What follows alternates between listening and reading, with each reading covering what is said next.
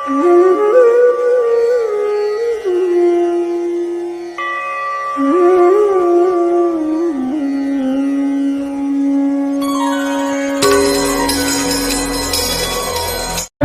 है। धर्म की बातें बता करके ये कहते हैं कि इस संसार रूपी आग से बचने के लिए केवल सत ज्ञान और सत विचार ही एक सहारा है। भगवान बुद्ध ने कहा नत्थी राग समो अग्नि, नत्थी देश समो अग्नि, नत्थी द्वेष समो ग्रह, नत्थी मोहम समम जालम, नत्थी तड़ाम नदी।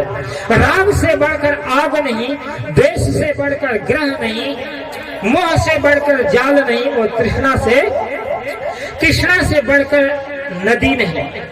राग रूपी आग में जल रहे हैं, ग्रह रूपी द्वेष रूपी ग्रह से सताए जा रहे हैं, मोह रूपी जाल में फंसे हैं और तृष्णा रूपी दलदल रूपी नदी में डूब रहे हैं। दिल के फफोले जल उठे दिल ही की आग से, इस घर को आग लग गई घर ही की चिराग से। हम अपने जीवन में खुद की ही आग से जल रहे हैं और यदि हम सत्संग ज्ञान बोध विचार करके अपने जीवन की तपन अपने जीवन की बात आगे बुझाएंगे नहीं तो हमारे जीवन में कोई शांति किसी भी चीज से शांति नहीं हो सकती। कबीर ने कहा जो सुख पायो राम भजन में सो सुख नहीं अमीरी में। कबीर कहते हैं भला और बुरा किसी की भी बात सुन लो, किसी की भली बात से तुम अहंकार मत करो, किसी की बुरी बात से दुखी मत हो जाओ और कर गुजरान गरीबी में। जो कुछ तुम्हारी टूटी फूटी कमाई में जो मिल जा रहा है उसी में संतोष करो, क्योंकि शांति तुल्यम तपो नास्ति न संतोषात् परम सुखम रागम समम दुखम त्यागम। राग ही आग। तीसरी बात कहते हैं प्रेम नगर में रहनी हमारी। जो व्यक्ति प्रेम रूपी नगर में रहने लगे, जिसका घर ही जिसका नगर ही प्रेम में रहे, कहते भली बनी आए सबूरी। उसके जीवन में सब्र है, उसके अंदर संतोष है, उसके जीवन में शांति है, उसके जीवन में सद्भावना है, सद्विचार है।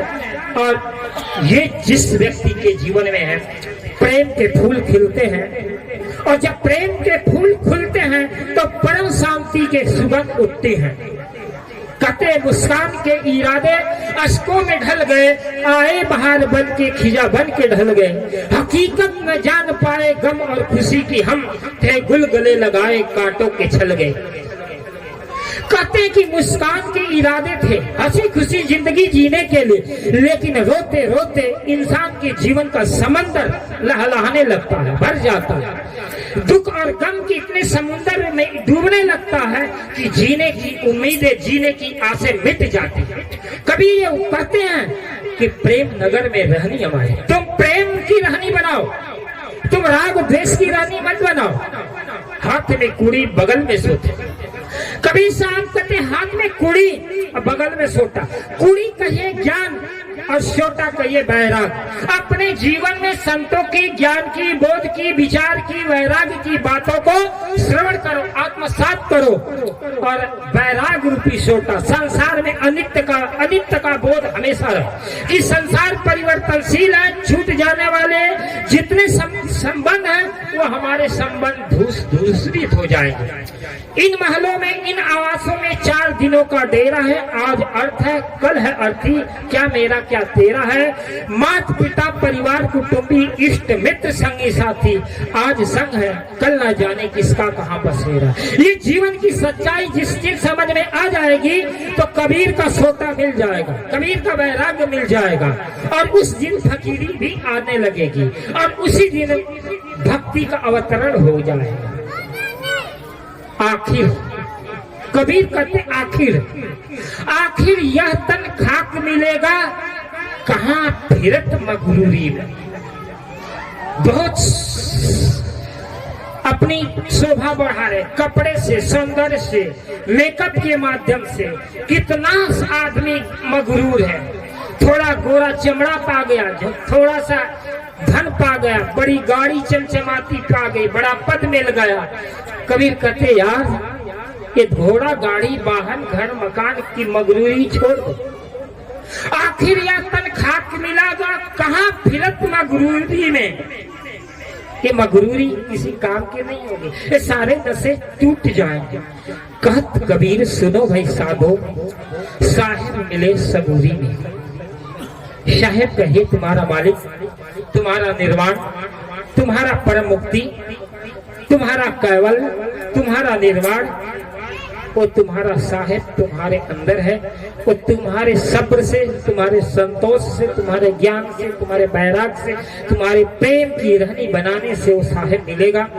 मैं विश्वास करता हूँ, ये मानता हूँ कि जो व्यक्ति सब्र अपने जीवन में सीख गया, संतोष सीख गया, जीवन की कला उसे मिल गई, जीवन जीने की चाबी मिल गई, और वही व्यक्ति जीवन में सुखी, संतोषी और परम भक्तिवान, परम साधक, परम ज्ञानी होता है।